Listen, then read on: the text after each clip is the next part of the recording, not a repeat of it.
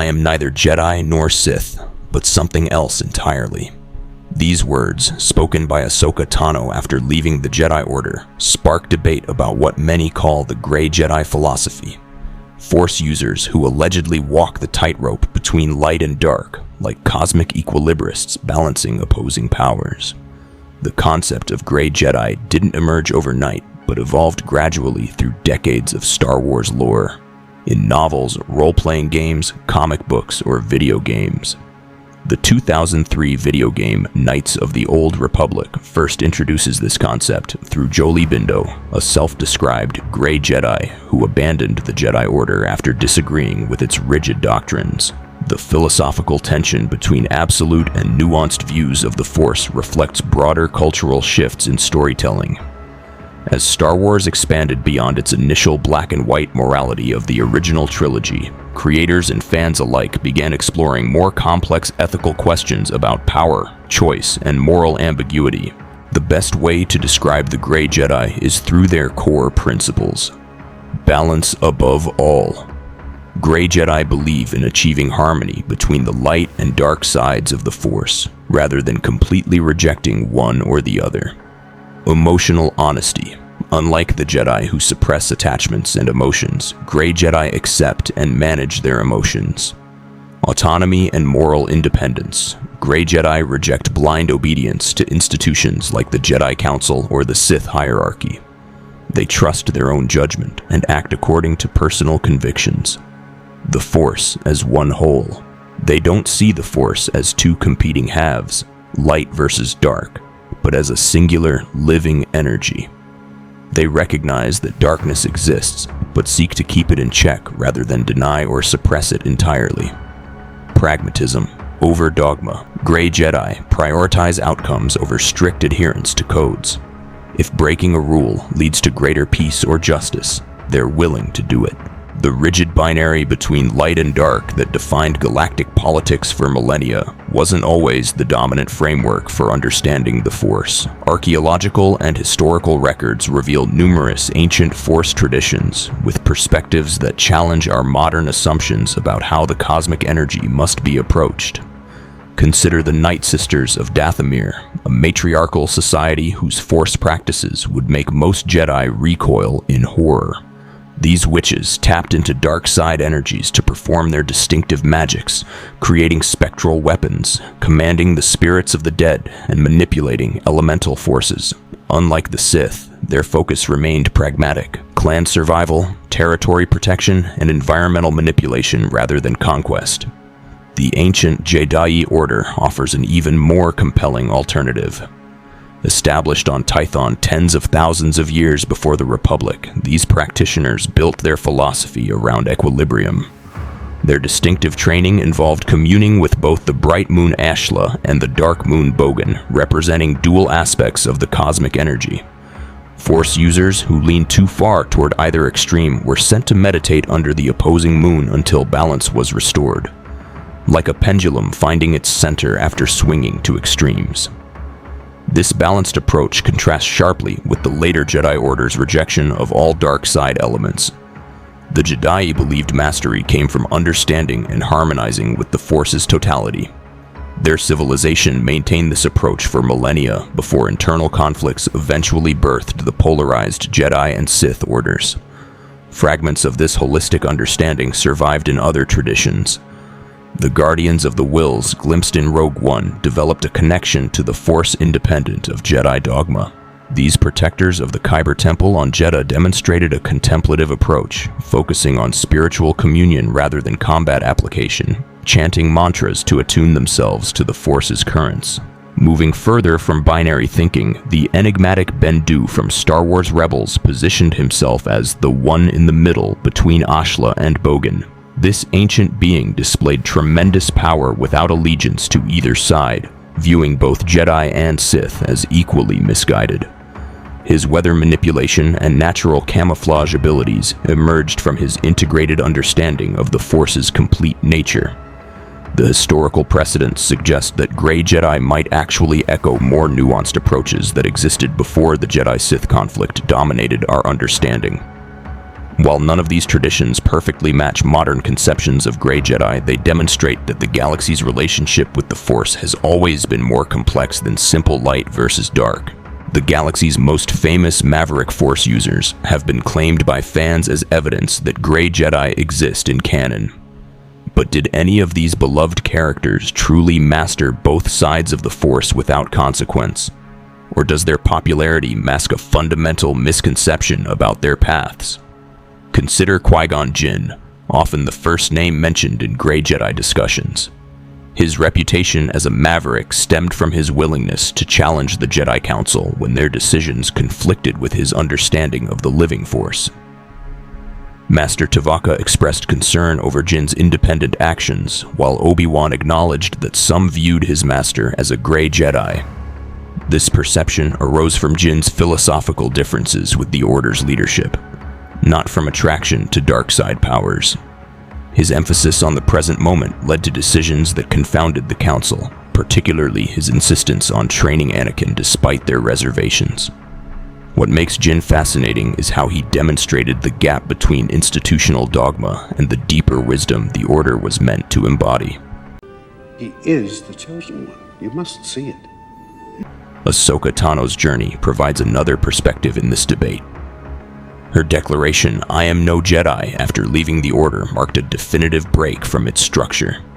Yet her appearances in Rebels and The Mandalorian show someone who maintained light side values while working independently. Like Qui-Gon, she rejected institutional constraints rather than embracing darkness. She continued wielding lightsabers and using Force abilities while helping those in need, maintaining core Jedi principles without the institutional affiliation. Her independence from the Order never translated to independence from light side values. In video game lore, Jolee Bindo directly called himself a Gray Jedi, making him perhaps the most explicit example in any Star Wars media. "I'm neither light nor dark, but I'm a Gray Jedi," he declared while guiding players through the forests of Kashyyyk. A former Padawan who left the Order after feeling betrayed, Bindo operated as a smuggler before his eventual crash landing. Yet his self-description differs significantly from fan interpretations. Bindo remained fundamentally a light side practitioner who rejected Jedi authority rather than someone who successfully wielded both sides of the Force. The experiences of characters who genuinely attempted to straddle the line between light and dark reveal the impossibility of the Gray Jedi ideal. Asajj Ventress's transformation from Sith acolyte to bounty hunter followed the devastating destruction of her Night Sister clan. Her tortured partnership with Quinlan Vos demonstrated the dark side's corrupting influence when she confessed, "The darkness leaves scars on your soul." Through that relationship, she found redemption and rejected the dark side, sacrificing herself for love and the greater good. Neither Sith nor Jedi, Ventress lived in the gray area, shaped by trauma but driven by conscience. Quinlan Vos himself provides a stark warning about the consequences of darkness. He was a Jedi Knight with a reputation for bending the rules and working undercover, often using morally questionable tactics. His mission to assassinate Count Dooku forced him to commit increasingly disturbing acts that gradually consumed him. It was during this mission that he partnered with and eventually fell in love with Asajj Ventress.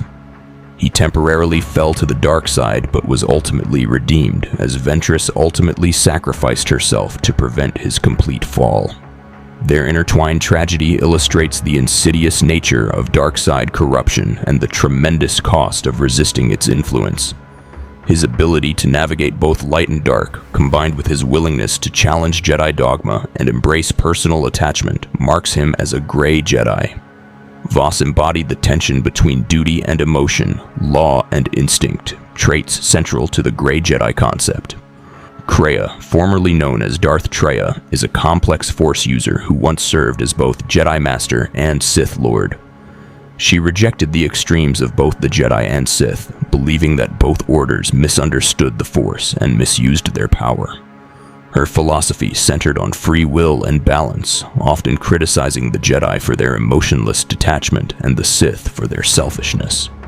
Kreia sought a deeper, more personal understanding of the Force and manipulated events to test others' beliefs and attachments.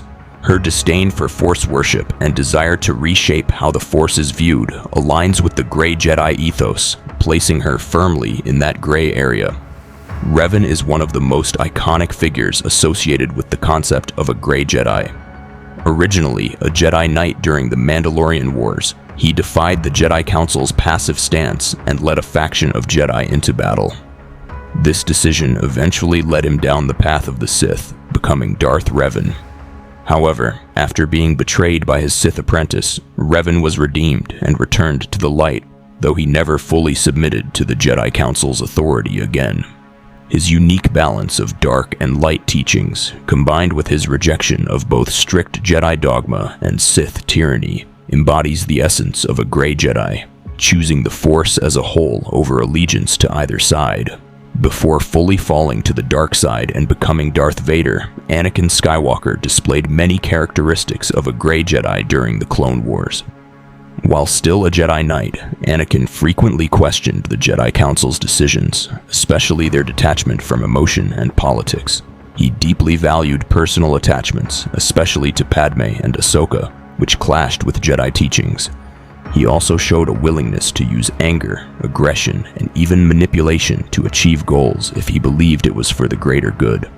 Though he remained technically within the Jedi Order, his increasingly unorthodox methods and emotional intensity positioned him outside traditional Jedi ideology. His path illustrates a classic Gray Jedi arc.